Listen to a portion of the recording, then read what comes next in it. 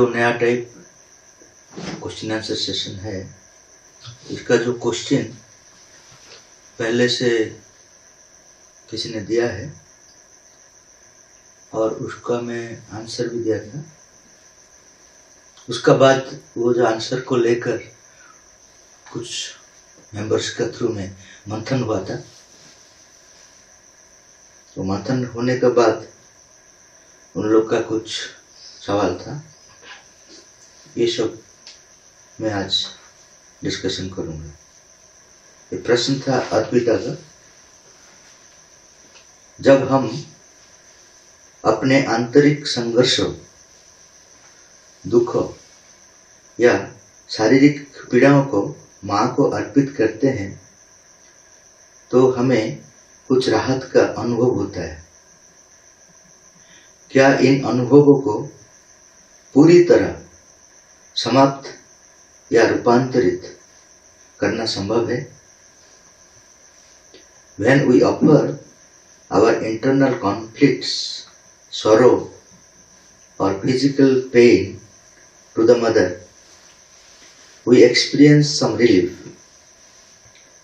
Is it possible for these experiences to be completely eliminated or transformed? इसका मतलब है कि हमारा अंदर में जो पीड़ा है, संघर्ष है, दुख है, ये सब जब माता जी को अर्पित करते हैं तब कुछ राहत मिलता है, लेकिन फिर दूसरा रूप में हमारा पास आ जाता है। तो प्रश्न था, ये जो अनुभव, संघर्ष, दुख और आंतरिक पीड़ा जो है, ये पूरी तरह समाप्त हो सकता है क्या, या रूपांतरित हो सकता है क्या? यही प्रश्न था। इसमें मैं उत्तर दिया था, उसका जो स्टेप्स क्या क्या करना है, ये तो संभव है, पूरी तरह रूपांतरित होना संभव है। इसीलिए श्री अरविंद योगा है। श्री अरविंद योगा का ये उद्देश्य नहीं है कि हम बार बार एक समस्या आते रहता है और बार बार उसको हम लोग समाधान करते रहते हैं, ऐसा नहीं है। स्थायी परिवर्तन हमारे जीवन में आएगा, यही है श्री अरविंद योगा का लक्ष्य। तो जो प्रश्न था, ये संभव है क्या, यही संभव किया है श्री अरविंद ने, माता जी ने। लेकिन उसका जो स्टेप्स है और उसका जो समय लगता है, वो जो स्टेप्स और समय लेने में हम लोग प्रिपेयर नहीं है, इसलिए लेट होता है। नहीं तो एक नया जगत जन्म ले लिया, वो हमारा पास में ही है। अगर हम लोग थोड़ा सा रेडी हो जाएंगे तो स्थायी रूपांतर का संभावना हमारा सामने दिखाई देगा। तो पहला स्टेप है आत्म अवलोकन का अभ्यास। आत्म अवलोकन का अभ्यास क्या है? अपने विचारों, भावनाओं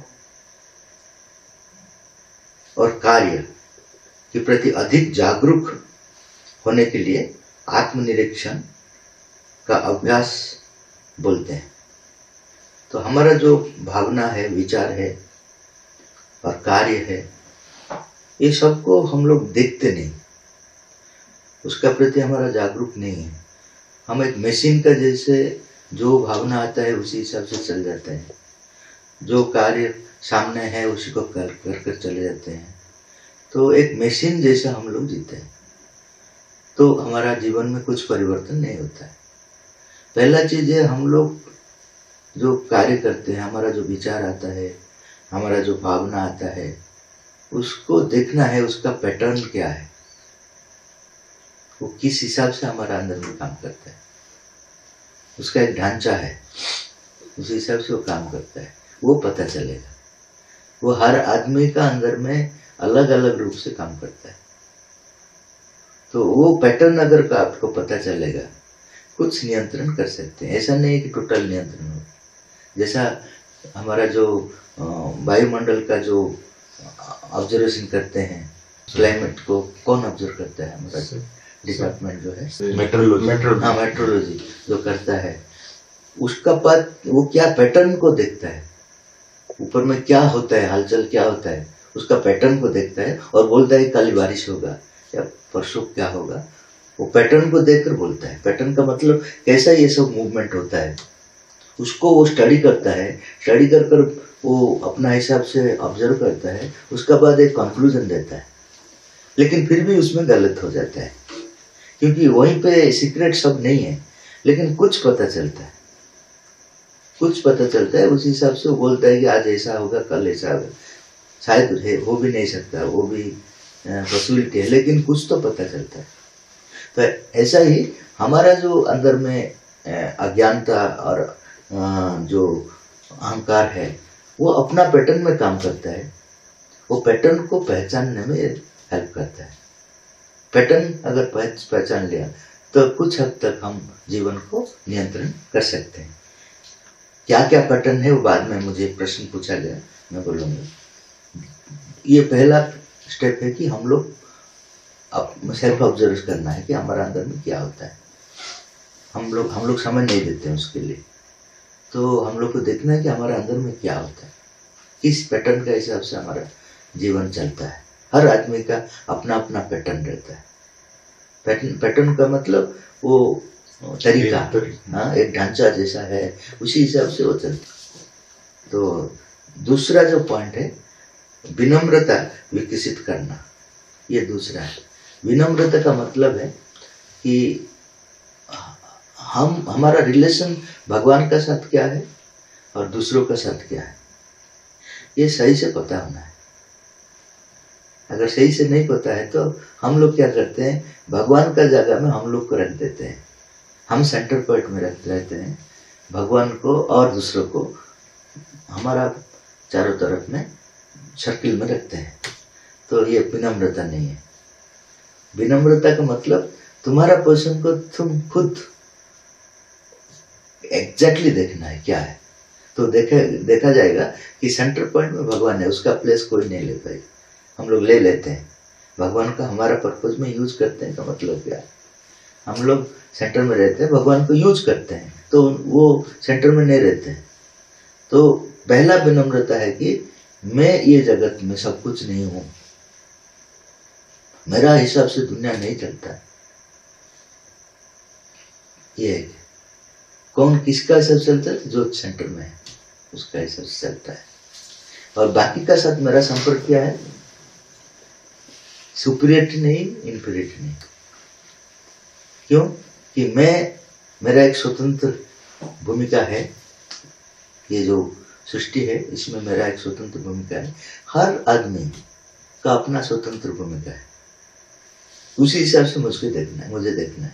ये नहीं होता है। हम लोग को अगर कुछ पता हो गया, कुछ जान लिया, तो दूसरों को हम लोग अंडर एस्टिमेट करते हैं। तो ये विनम्रता नहीं। विनम्रता का मतलब तुम सब कुछ जानोगे, सब कुछ प्रयास करोगे, आगे बढ़ते जाओगे, लेकिन दूसरों को अपना पोजीशन, उनको अपना पोजीशन में रखना है। वो अपना पोजीशन में वो यूनिक है।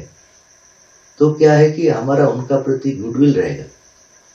वो शत्रु भी होने से उनका पोजीशन हम लोग देख पाएंगे कि उनका काम है, वो उसी हिसाब से हम लोग को तैयार करता है। जो शत्रु हम लोग बोलते हैं ना, उसका थ्रू में भी हम लोग तैयार होते हैं। तो हर चीज को अपना पोजीशन में देखना, ये है विनम्रता। अगर ये देख लेंगे तो क्या होगा, भीतर की दिव्य शक्ति के मार्गदर्शन के प्रति अधिक ग्रहणशीलता होगा। तो भगवान सेंटर में है, वो हर टाइम हम लोग को मार्गदर्शन देते हैं, उसको हम लोग सेंस कर पाएंगे। अभी सेंस नहीं कर पाते। क्यों नहीं कर पाते? एक एटीट्यूड हमारा जो विनम्रता नहीं है। हम लोग विनम्रता क्या सोचते हैं, विनम्रता का मतलब थोड़ा माथा को नीचे कर देना, झुका देना। किसका सामने? सिर्फ भगवान का सामने, दूसरों के सामने नहीं। क्योंकि दूसरों के सामने वो मैं, अपना लेवल में है, वो अपना हिसाब से है, मैं अपना हिसाब से हूँ। इसलिए उनका प्रति मेरा गुडविल रहेगा, सम्मान रहेगा, लेकिन सरेंडर नहीं रहेगा। ये जब ये एटीट्यूड हमारा अंदर में आ गया, तब हम जो वो निर्देश कर रहे हैं, हमारा दिग्दर्शन दे रहे हैं, मार्गदर्शन दे रहे हैं, उसका थोड़ा थोड़ा हिंट हम लोग को पता चलेगा। जब तक ये विनम्रता हमारा अंदर में नहीं है, ये पता नहीं चलेगा हमारा जीवन में वो क्या कहना चाहते हैं, कैसे हम लोग को जीवन को रूपांतर का तरफ में लेने के लिए वो प्रयत्न करते हैं, हम लोग इंडिकेशन देते हैं, वो कुछ पता नहीं चले। हम लोग मशीन जैसे अपना काम करते रहते हैं। तीसरा पॉइंट है भगवान को समर्पण करना। भगवान को समर्पण करने का मतलब भगवान का अपना भीतर काम करने और रूपांतर करने के लिए रास्ता छोड़ना है, यही रूपांतर।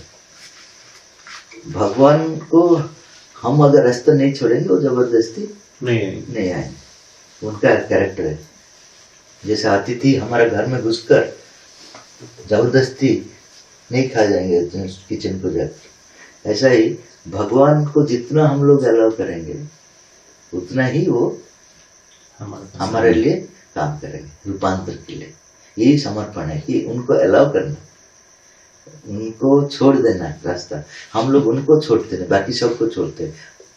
जितना चीज हमारा जीवन में बहिर्मुखी करता है, उसी को हम लोग छोड़ देते हैं। कौन रेडियो में आज कुछ, टीवी में कुछ बोला तो उसका प्रति हम लोग ओपन हो गया, और किसी ने कोई बोला तो उसका प्रति ओपन हो गया।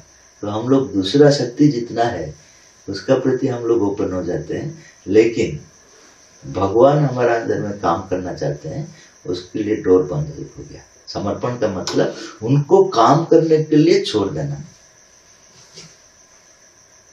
रास्ता छोड़ने का मतलब हमारी अहंकारी इच्छाओं को रास्ते से हटाना है। हमारा जब अहंकार की इच्छा है, ये करना वो करना, मैं ये होऊंगा वो होऊंगा, ये सब उनका रास्ते में खड़े हैं। हम लोग वो क्लीन नहीं करते हैं, लेकिन उनको बोलते हैं ये सब तुम पूर्ण करो। तो समर्पण नहीं है वो, हम हमारे लिए वो समर्पण करना है उनको, भगवान को हमारा पास समर्पण करना है। तो हमारा सामने जो इच्छा, हमारा जो अहंकारी इच्छा है, मैं ये बनूंगा वो बनूंगा, मैं ये करूंगा ये छोड़ूंगा नहीं, मुझे ये अच्छा लगता है, मुझे ये बुरा लगता है, ये सब चीज भगवान का सामने खड़ा है, उसको हटाना रास्ते से। इसी को बोलते हैं समर्पण।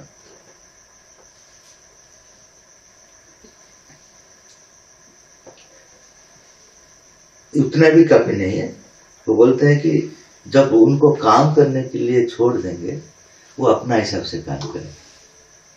आप कल पूछेंगे नहीं कि कितना दूर है वह, आपको मैं रास्ता छोड़ दिया, अब क्या करते हैं? कंप्लीटली ट्रस्ट रहना है इटर्निटी तक। एक बार उनको रास्ता छोड़ दिया तो इतना हमारा ट्रस्ट रहेगा उनका ऊपर, आज होगा या अनंत काल का बाद होगा, ये दोनों उनका ऊपर निर्भर करता है, अपना टाइम है। तो इतना ट्रस्ट नहीं अगर नहीं रहा तो समर्पण नहीं किया। हम लोग जो भी देते हैं भगवान को, ठीक है आप ये कीजिए, दूसरा दिन पूछते हैं कितना दूर हुआ तो वो समर्पण नहीं है। तो रास्ता छोड़ना है, और छोड़ने के बाद उनके ऊपर छोड़ देना है, वो कब करेंगे, आज करेंगे या इटर्निटी ले जाएंगे, उनको पता है क्या नहीं करना है, क्या करना है। हमसे उनको अच्छा पता है ना, हमको पता है, तो हम उनको क्या रिपोर्ट मांगते हैं? उनको जॉब दिया है क्या, उनको सैलरी देते हैं क्या? तो ये समर्पण नहीं है। रास्ता छोड़ना है और फुल ट्रस्ट करना है, फुल ट्रस्ट करना है जब होगा।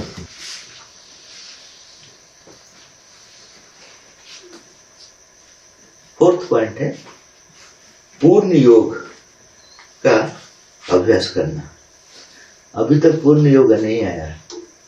पूर्ण योग शुरू होता है साइकिक से। माता जी को पूछा गया हमारा योग कहाँ से शुरू होता है?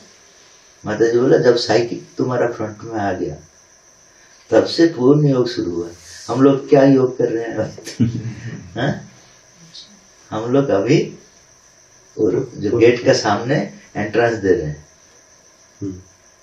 बार बार फेल होते हैं।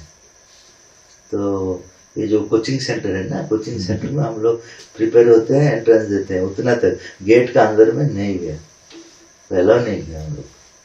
तो पहला पूर्ण योग शुरू होता है साइकिक से। तो 3 स्टेप्स है पूर्ण योग का। एक है साइकिक एंट्रेंस है, साइकिसाइजेशन हो, दूसरा स्पिरिचुअलाइजेशन है, तीसरा है सुप्रामेंटलाइजेशन। ये पूर्ण योग का बिगिनिंग पॉइंट है। तो साइकिसाइजेशन क्या है? चैत्य का जो क्वालिटीज है वो हमारा मन प्राण शरीर में आना, ये साइकिसाइजेशन है। चैत्य का क्या क्वालिटी है? वो ईमानदार है, सिंसियर। तो हमारा मन प्राण शरीर में अगर सिंसियरिटी नहीं है तो चैत्यकरण नहीं हुआ। हम लोग इतना इनसिंसियर है, आप अगर थोड़ा सा देखेंगे, माता जी बोल रहे हैं जो जितना सिंसियर है उसको उतना पता चलेगा कि वो सिंसियर नहीं है। हम जो सिंसियर नहीं है वो हर टाइम बोलेगा मैं बहुत सिंसियर। जो जितना सिंसियर होते रहेगा उसको पता चलेगा मैं सिंसियर नहीं हूँ। सिंसियर का मतलब क्या है? सिंसियर का मतलब है मैं अंदर में जो हूँ बाहर भी, अंदर में जो हूँ बाहर में वही हूँ, एक पहला स्टेप है। दूसरा है मेरा अंदर में जो उच्चतर चेतना में उसी को मैं लीडर बनाऊंगा। अंदर में बहुत चीज है, बाहर में वही चीज करना पहला स्टेप है। अंदर और बाहर में बैलेंस करना ये पहला स्टेप है, लेकिन वो भी सिंसियरिटी नहीं है। अंदर में खराब चीज भी है, अच्छा चीज है, लोअर चीज है, हायर चीज है। तो किसको लीडर बनाएंगे? जो मेरा चेतना में सर्वोच्च चेतना में रहता है उसी को मैं मेरा जीवन में लीडर बनाऊंगा। मेरा अंदर में एक चीज बोलता है कि पाठ चक्र जाओ, दूसरा चीज बोलता है थोड़ा सा सो जाओ, तीसरा चीज बोलता है फिल्म चलो।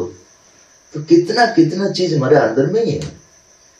तो अंदर में जो है बाहर में तो अगर वही हो जाऊंगा तो क्या फायदा? अंदर में जो सबसे निकटतर है भगवान का पद, हर आदमी भगवत चेतना से शुरू होकर निश्चेतना तक एक बहुत बहुत बड़ा सीढ़ी हर आदमी के अंदर में है। भगवान का उच्चतर चेतना से शुरू होकर और निम्न तक हम लोग किसी का जिसको इम्पोर्टेंस देते हैं वही हमारा कैरेक्टर बन जाता है। हम भगवान को दोष देते हैं ना, मुझे ऐसा क्यों बना है। तुम देखो कंप्लीट सीढ़ी दिया गया है, कहाँ से? निश्चेतना से अति चेतना तक एक सीढ़ी सबको दिया गया। हम जिसके ऊपर इम्पोर्टेंस देते हैं वही कैरेक्टर हमारा बनता है। हम अगर ऊपर चेतना को इम्पोर्टेंस देते हैं उसी हिसाब से हमारे जीवन का डेस्टिनी बनता है। उसी को बोलते हैं सिंसियरिटी। सिर्फ ये नहीं है कि मेरा अंदर में जो हूँ बाहर में, लेकिन वो पहला स्टेप है, क्योंकि बाहर मेरा नियंत्रण में रहना है, ये तो पहला स्टेप है। अगर बाहर अपना आप करते जाएगा, मैं अंदर में और कुछ सोचता रहता है, तो वो मेरा इंडिविजुअलिटी ही फॉर्मेशन नहीं हो।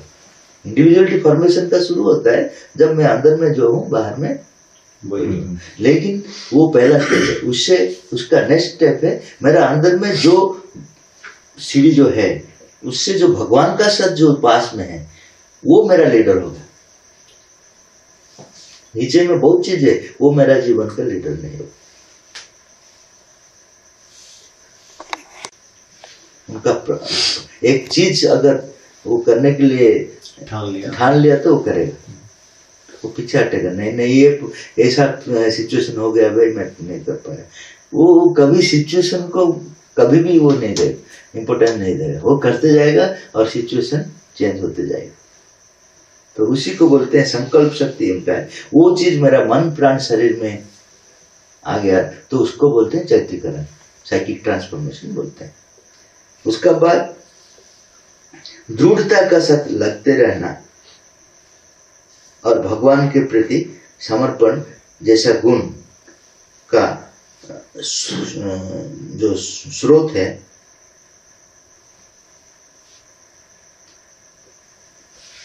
चैत्य रूपांतर में चैत्य सत्ता सामने आकर हमारा मन, प्राण और भौतिक अंश में सामंजस्य स्थापित करता है।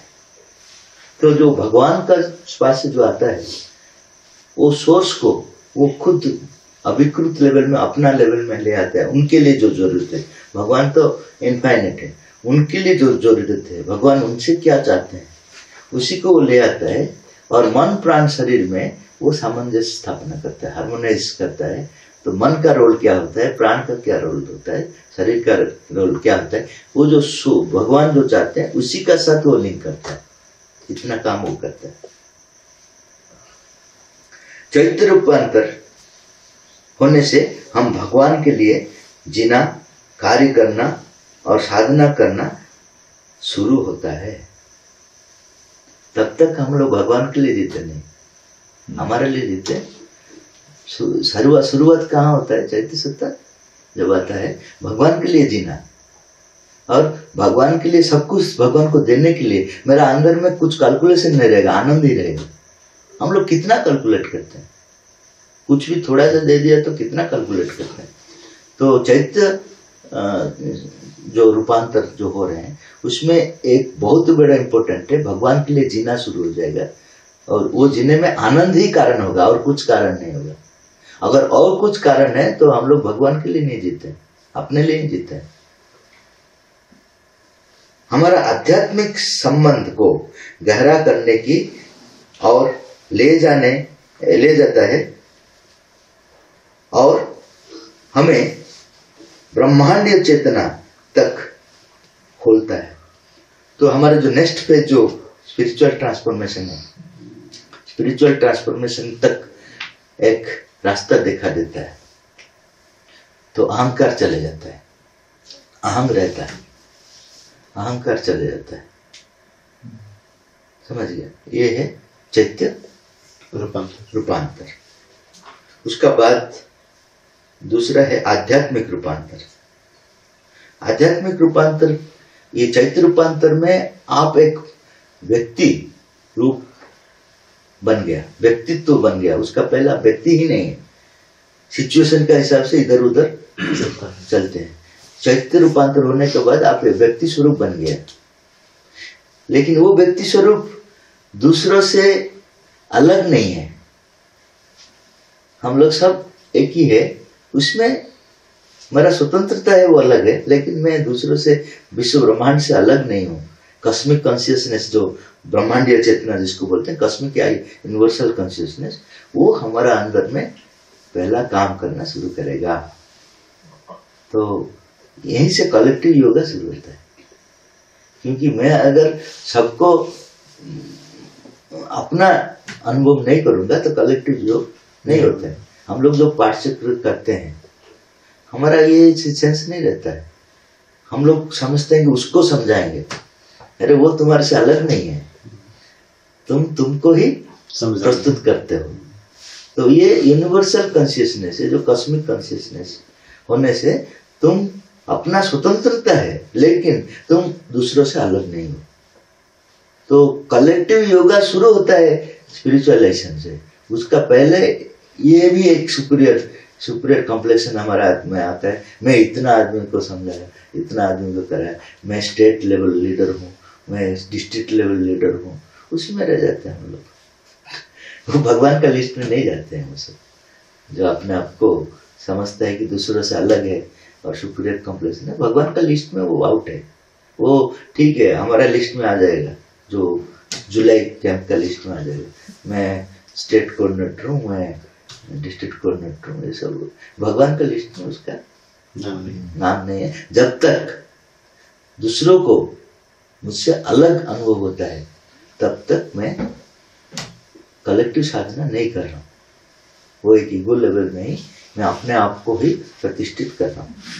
तो आध्यात्मिक रूपांतर में ये बहुत इंपॉर्टेंट अनुभव होना है। दूसरा है व्यक्तिगत चेतना में ऊपर से बहुत इंपॉर्टेंट फाउंडेशन जो साधना के लिए जरूरत होता है वो शांति। शांति के ऊपर बाकी सब चीज रहेगा। पहला फाउंडेशन है शांति, ऊपर से शांति पहले आ जाएगी। तो आपको कोई सिचुएशन डिस्टर्ब नहीं करेगा, तब बहुत बड़ा काम सब होगा। जैसा आपका चेसिस अगर नहीं ठीक रहा गाड़ी में तो गाड़ी चलेगा कैसा? नहीं जा पाएगा। चेसिस स्ट्रांग रहेगा, उसका ऊपर सब कुछ, जितना भी लोड दो चेसिस का ऊपर चलता है ना।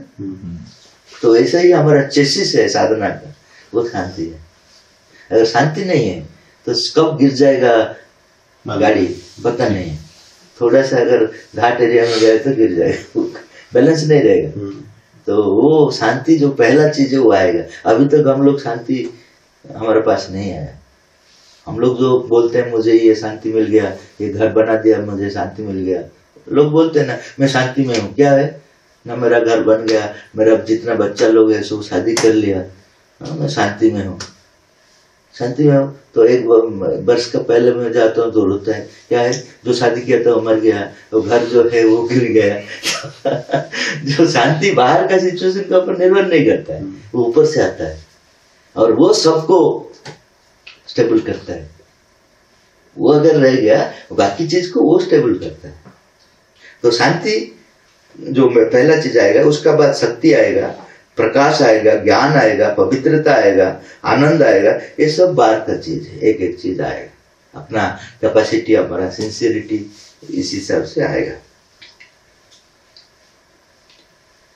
सामूहिक आध्यात्मिक जीवन सफल बनने के लिए जो प्रकृति का सहयोग कलेक्टिवली शुरू होगा, क्योंकि हम लोग कलेक्टिवली जब साधना करते हैं प्रकृति का परिवर्तन भी कलेक्टिव लेवल में होना शुरू होगा। तो चेतना का एक बहुत बड़ा परिवर्तन होगा। वास्तव में परिवर्तन बाद में होगा, लेकिन चेतना स्तर में प्रकृति का चेतना वो भी कन्विंस हो जाएगा, हमारा जो कलेक्टिव चेतना वो भी कन्विंस हो जाएगा। ये सब चीज फाउंडेशन होगा।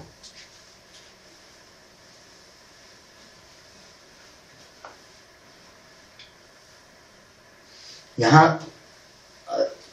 वो जो चैत्य रूपांतर में क्या हुआ था हमारा व्यक्तित्व, हाँ क्या हुआ था?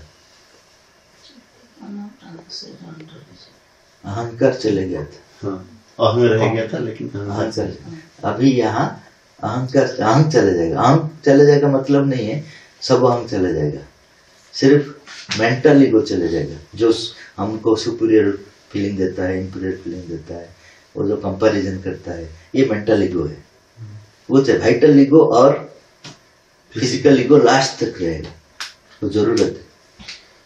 लेकिन एक चले जाएगा स्पिरिचुअलाइजेशन में, वो है मेंटल ईगो, जो हम लोग को सुपीरियर कंप्लेशन या इंफीरियर कंप्लेशन, ये सब चीज कंपैरिजन, ये सब कंपटीशन, ये सब जो फीलिंग देता है वो चले जाएगा, वो नहीं रहेगा। उसका बाद है अतिमानसिक रूपांतर।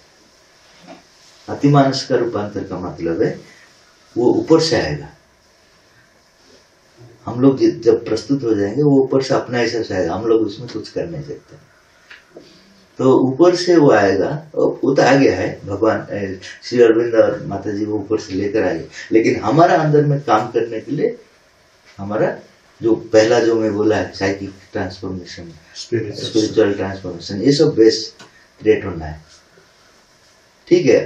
और एक दूसरा एंगल से भी वो काम शुरू किया है, माता जी बोल रहे हैं कि वो अपना आप अंदर में घुसकर हमारा साइकिक प्रिपरेशन और स्पिरिचुअल प्रिपरेशन भी करता है। जब 1956 का बाद जो हुआ है वो तो दूसरा चीज है, वो भी होता है। तो इसमें क्या होगा कि हमारा और संसार का बहुत बड़ा परिवर्तन होगा। हमारा क्या परिवर्तन होगा? हमारा शरीर तक सब कुछ चेंज हो जाएगा।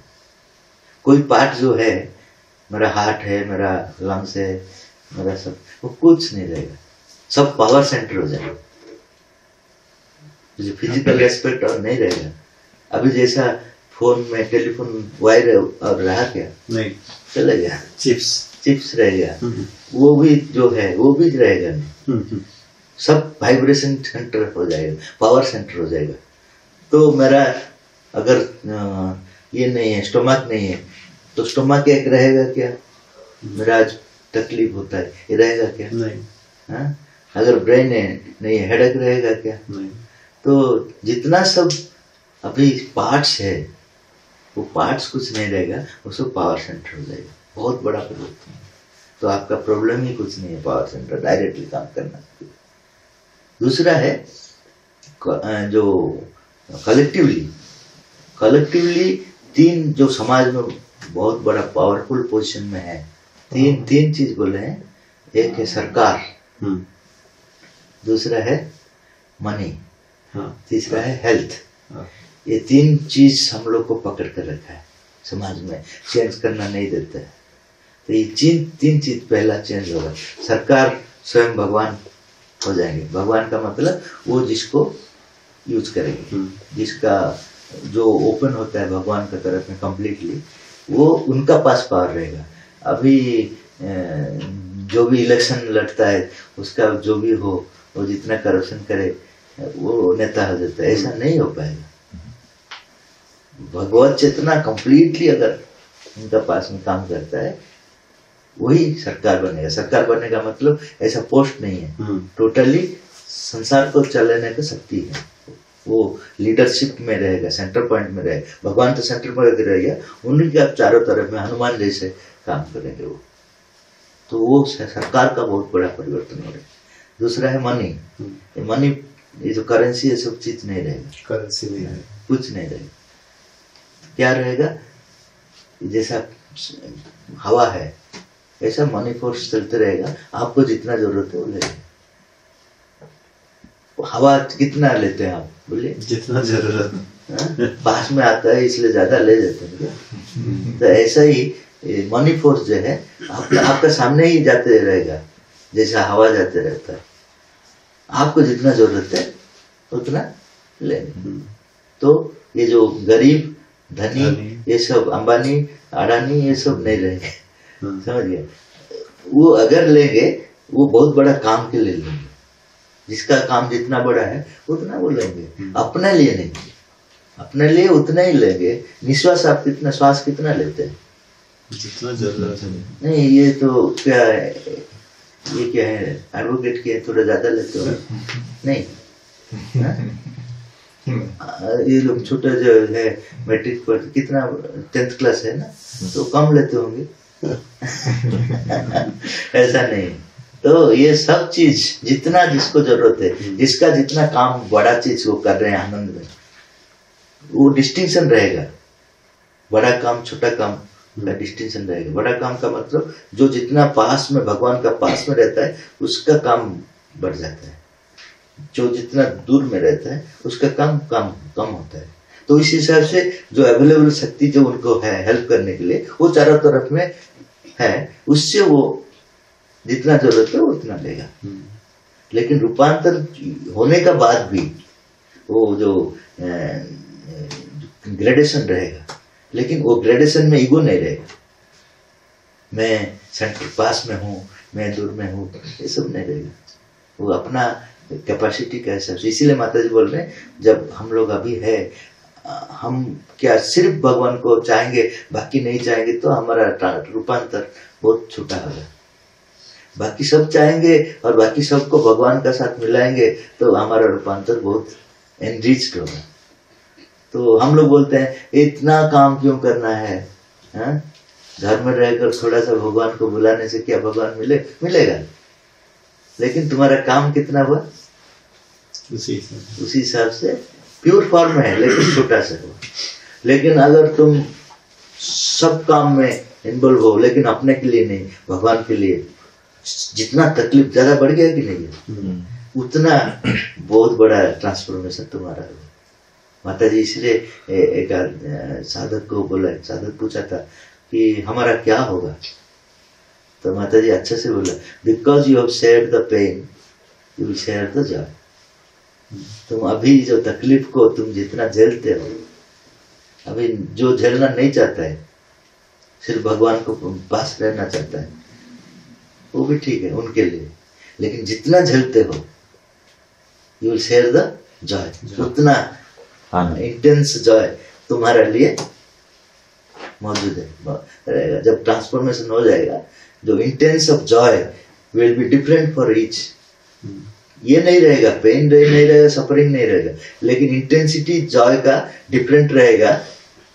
कौन कितना वाइडली काम करता है, जितना वाइडली काम करता है उतना वाइड ईगो होने का चांस है, बहुत बड़ा ईगो होने का चांस है। लेकिन जो इतना वाइड में काम करेगा लेकिन अपना ईगो का फीलिंग नहीं रहेगा, भगवान के लिए करेगा, उसका परिणति क्या होगा? जो रूपांतर का बाद वो एनरिच ट्रांसफॉर्मेशन होगा, उनका जॉय का इंटेंसिटी दूसरों से अलग रहेगा। इसका उसको लेकर उन लोग का जो डिस्कशन हुआ था, क्वेश्चंस, उसमें मिथुन कलकत्ता का जो भाई है वो पूछा था, did the mother and Shri Aurobindo mean to say remove cellular ego और ignorance to be free from pain and agony?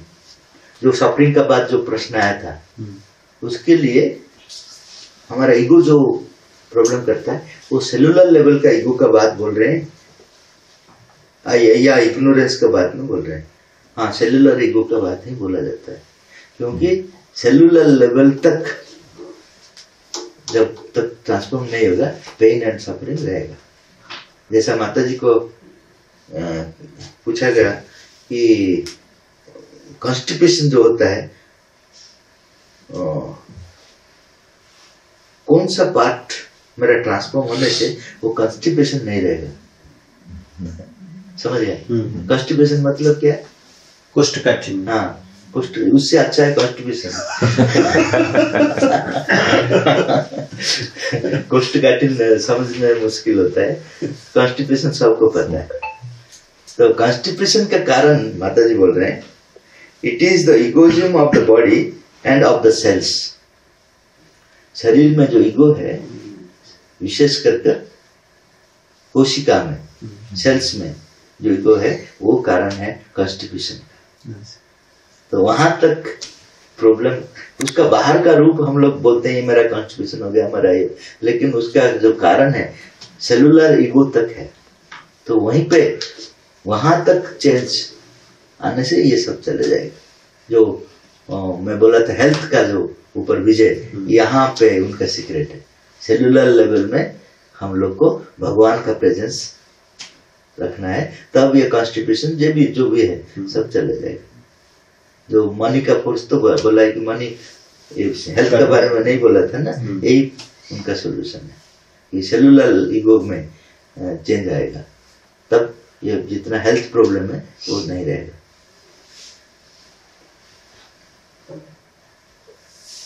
उसका बाद गोकुल भाई का एक प्रश्न था, मेरे भीतर का अहम परम चेतना से एकाकार हो जाने से संसार की समस्याओं का स्थायी समाधान कैसे हो सकता है?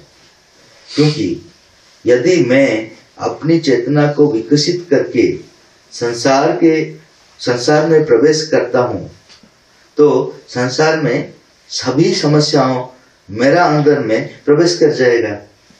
तो वो बोल रहे हैं अगर मैं भी जितना भी ऊपर जाऊंगा, लेकिन फिर तो मुझे संसार में जब अंदर में जाऊंगा तो संसार में जो समस्या है मेरा अंदर में घुस जाएगा, तो कैसा स्थायी समाधान होगा?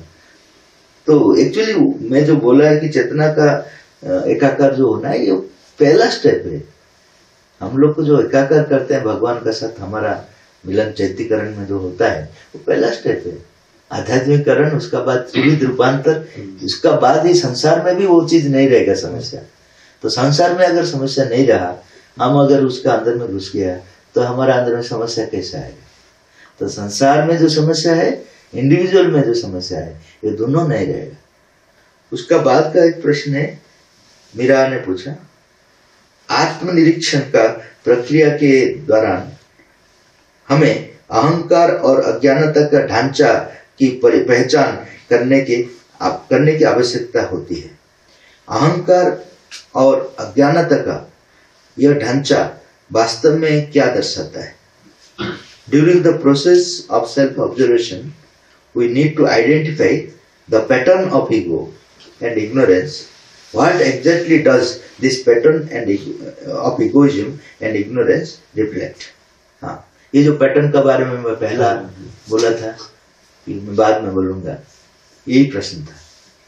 जो ईगो का पैटर्न है वो किस ढांचे से काम कर रहे हैं, किस रूप में काम कर रहे हैं, हर व्यक्ति में अलग अलग है। तो ये तो बहुत पैटर्न है, लेकिन कॉमन पैटर्न जो है मैं कुछ बोलता हूँ। एक है जो विचार भावना हमारे से जुड़ जाता है। पहला पैटर्न है, ईगो क्या करता है, वो विश्वास करता है कि वो मेरा परिभाषा है, मैं वही हूं। तो मैं जितना विचार कर रहा हूं, मैं जो चिंता कर रहा हूं, मेरे को लगता है कि मैं वही हूं। मैं अपने आप को इतना रेस्ट्रिक्ट कर लिया, मैं भगवान हूं, उसको रेस्ट्रिक्ट कर मैं अपने आप को रीडिफाइन करता हूं। क्या करता हूं?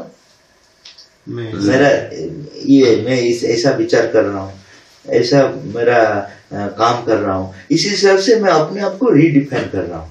उससे क्या होता है, मैं सीमित हो जाता हूं। ये ईगो का पैटर्न है। तो ईगो बार बार क्या करता है, तुम ये नहीं हो, तुम मान नहीं हो, तुम ये नहीं हो, क्योंकि तुम्हारा देखिए, तुम्हारा सोच ऐसा है, तुम्हारा काम ऐसा है, तुम यही हो। तो अपना काम और विचार का हिसाब से मेरा जो पर्सनालिटी का साथ जो लिंक हो जाता है, वही ईगो करता है। ये ईगो का पैटर्न है। तो मेरा क्या हो जाता है उसमें जो भीतर में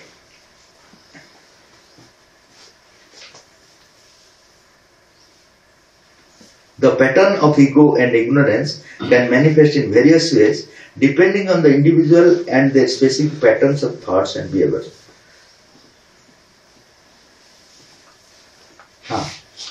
Becoming attached to our thoughts and emotions and believing that they define who we are.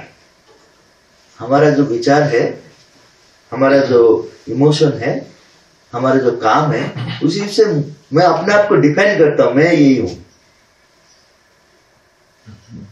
इसमें क्या होता है, this can lead to a narrow view of our self and others. मैं अपने आप को बहुत छोटा समझता हूं और दूसरों को भी उसी हिसाब से देखता हूं, तो उसको भी छोटा समझता हूं। नैरो व्यू, अच्छा से देख नहीं पाता, छोटा सा चश्मा से देखता हूं, अपना चश्मा से मुझे देखता हूं और दूसरों को देखता हूं।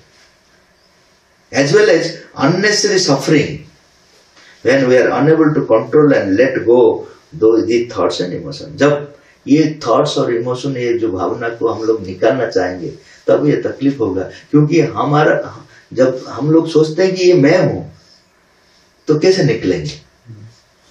मैं जिसको निकालूंगा वो तो मेरे से बाहर होना चाहिए ना। तो मेरा अनुभव में वो मेरा मैं हूं हो गया, तो उसको निकालने में बहुत तकलीफ होता है। अपना चीज को निकालने में तकलीफ होता है कि नहीं? अगर मेरा ड्रेस मेरा नहीं है, मैं निकाल दिया, तकलीफ हुआ क्या? नहीं। लेकिन मेरा जो स्किन है उसको निकालूंगा, तो मैं जो मेरा धारणा जो है, काम है, उसको मेरा स्किन बना दिया। तो अभी जब निकालना जरूरत होता है, तब क्या कैसा लगेगा? बहुत पेन होता है, वही सफरिंग आता है। तो हम लोग ही क्रिएट करते हैं हमारा अपना सफरिंग्स। दूसरा है seeking external validation and approval from others rather than finding validation from with in. ये ईगो का काम है। अगर मैं कुछ कर लिया तो आप लोग को पूछूंगा, आप अगर थोड़ा जजमेंट दे दिया तो मुझे लगा ठीक है। अपना अंदर में कभी देखते नहीं कि वो क्या बोलते हैं। हर टाइम मैं देखता हूं कि समाज क्या बोलता है। तो ये ईगो का एक रूप है। वो क्या करता है, this can lead to feeling of insecurity and low self worth as well as tendency to constantly compare ourselves to others. तो ये क्या करता है, इनसिक्योरिटी फील करता है, क्योंकि मेरा वैल्यू उन लोग का ऊपर डिपेंड होता है। तो उनको मैं सेटिस्फाई करना चाहूंगा। अरे तुम इसी से पहले क्या होता था, राजा महाराजा अपना चारों तरफ में चाटुकार को रखते थे, उनको सब कुछ देते थे, क्योंकि वो सुनना चाहते हैं वो लोग क्या कहते हैं, समझ गए। हमारा जो एक टीचर था जब हाई स्कूल में पढ़ रहा था, तो टीचर ने हिस्ट्री पढ़ा रहा था, तो बोला देखिए एग्जाम के लिए जो पुस्तक में वही लिखो, लेकिन सत्य अलग है। तो बोल रहे थे क्या है ना, देखो इतिहास में बोलता है कि औरंगजेब अच्छा बुरा है और अकबर अच्छा है, ठीक उल्टा है। क्या है, अकबर अपना चाटुकार को रख दिया, देश का बारे में कुछ समझा नहीं, उन्हीं लोग को खिला दिया और मेरे बारे में एक पुस्तक लिख दिए वो लोग, हम लोग वही पढ़ते हैं। लेकिन औरंगजेब क्या करता है, सबको हेल्प किया है, सबको लिए अपना समय दे दिया।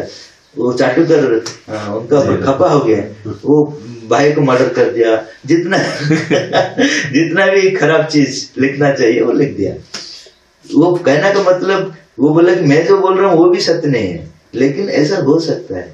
आप जो इतिहास पढ़ रहे हैं वो चाटुकार का लिखा चीज को आप पढ़ रहे हैं, उसमें सत्य कितना है कितना नहीं है ये सब गलत चीज है। लेकिन परीक्षा में अगर तुम इधर उधर लिखोगे तो पास नहीं होगे। लेकिन इसको पता होना चाहिए कि इतिहास ठीक नहीं है। अभी जो हमारा गवर्नमेंट बोल रहे हैं ना इतिहास ठीक नहीं है, पहले से मुझे वो टीचर बोल रहे थे कि इतिहास ठीक नहीं, तुम वही चाटुकार का आदमी का चीज तुम पढ़ रहे हो अपना लाइफ में। अभी अगर मैं इधर हूँ, आप लोग के साथ अच्छा रिलेशन है तो क्या बोलेंगे आप? अच्छे बोलिए, अच्छे हैं। मैं अच्छा हूँ बुरा हूँ छोड़ दीजिए, मैं 5 आदमी को मर्डर कर इधर बैठा हूँ, आपको वो उसमें लेना देना नहीं। हाँ। मैं कैसा आपके साथ हूँ, मेरा करवाई अच्छा है। आपके साथ अगर मैं बुरा ट्रीटमेंट कर दिया, संसार के लिए बहुत अच्छा किया, लेकिन मेरा बुक में क्या लिखा होगा? बुरा है। तो ऐसा ही इतिहास लिखा गया है। तो जो एक्सटर्नल वैलिडेशन चाहता है तो वैसा ही प्रॉब्लम हो जाता है, इनसिक्योर फील करता है, अपना सेल्फ को वो हर टाइम जज करता है, मैं क्या हूं, मैं लो फील करता है हर टाइम, और दूसरों के साथ कंपेयर हर टाइम करता है। इसमें उनका जीवन तकलीफ में चल जाता है। तीसरा पॉइंट है ईगो का पैटर्न जो है, तीसरा है resisting change for the growth and development. वो परिवर्तन नहीं चाहता है, उसमें मालिकाना चाहता है, परिवर्तन नहीं चाहते। जो अगर कोई आकर कुछ परिवर्तन करेगा वो बोलेगा नहीं अभी मैं ठीक हूँ। जब कंप्यूटर आया था समाज में कितना बड़ा रेजिस्टेंस हुआ, टाइपिस्ट सब स्ट्राइक किए थे, लेकिन अभी समझते हैं कि हर आदमी का पॉकेट में अभी क्या है, कंप्यूटर है। तो ये ईगो रेजिस्ट नहीं करता है, अलाउ नहीं करता है परिवर्तन। ये this can lead stagnation of progress, हमारा प्रगति को वो halt कर देता है। By identifying these patterns of ego and ignorance during self-observation, we can begin to work towards transcending them and cultivating greater awareness, compassion and wisdom. अगर ये pattern को हम लोग समझेंगे धीरे धीरे तो हमारा विजडम बढ़ेगा, हमारा वाइटनेस बढ़ेगा। हम लोग पैटर्न को नहीं देखते हैं इसलिए हमारा कुछ नहीं होता। हम लोग सोच लेते हैं यही है, इसमें और कुछ नहीं करना।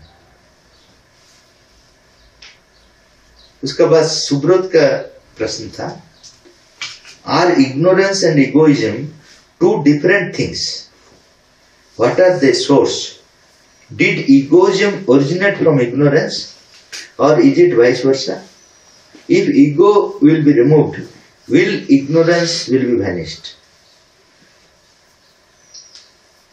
हमारा जो निश्चितना जो आया था पहले, जो हमारा सृष्टि जो शुरू हुआ निश्चितना से, वहां इग्नोरेंस आया नहीं था। जब निश्चितना से इवोल्यूशन जो शुरू हुआ तब इग्नोरेंस आया। इग्नोरेंस क्या है कि अपना जो अंदर का चीज को वो एक ड्रेस पहना दिया, रिवील नहीं किया, क्योंकि ये हमारे जो क्वालिटी जितना बढ़ेगा तब वो धीरे धीरे बाहर को रिवील करेगा। इग्नोरेंस क्या है कि अपना अंदर का जो चीज है उतना ही वो रिलीज करते जा रहे हैं जितना इवोल्यूशन का फेज में जरूरत है। बाकी सब वो जो पर्दा का पीछे जो रह जाता है वो इग्नोरेंस का एक फेज है।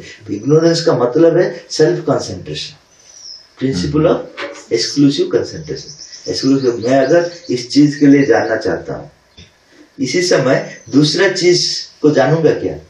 नहीं।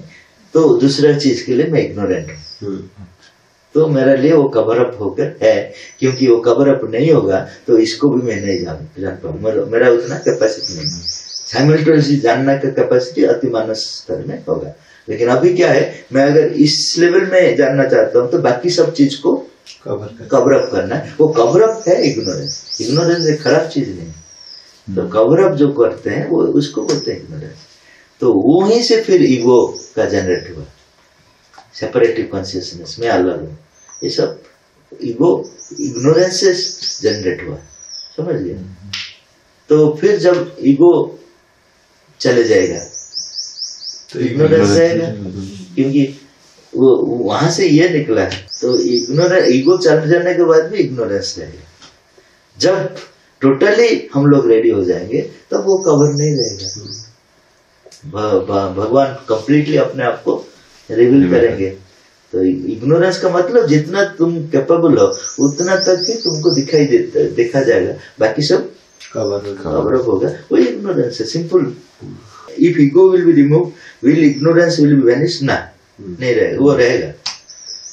तो पहला क्या हुआ? इनकॉन्शियंट, इनकॉन्शियंट से इग्नोरेंस, इग्नोरेंस से ईगो, समझ गया। तो ईगो जब हम लोग विजय हासिल करते हैं, इग्नोरेंस रहता है। इग्नोरेंस तब खत्म हो जाएगा जब इनकॉन्शियंट ट्रांसफॉर्म हो जाएगा। इनकॉन्शियंट भी नहीं रहेगा, तब ये सब डिसअपियर कर जाएगा, इग्नोरेंस भी डिसअपियर। तो इनकॉन्शियंट ट्रांसफॉर्मेशन होने तक इग्नोरेंस का काम जरूरत है। तो और एक प्रश्न था गायत्री अप्पा का,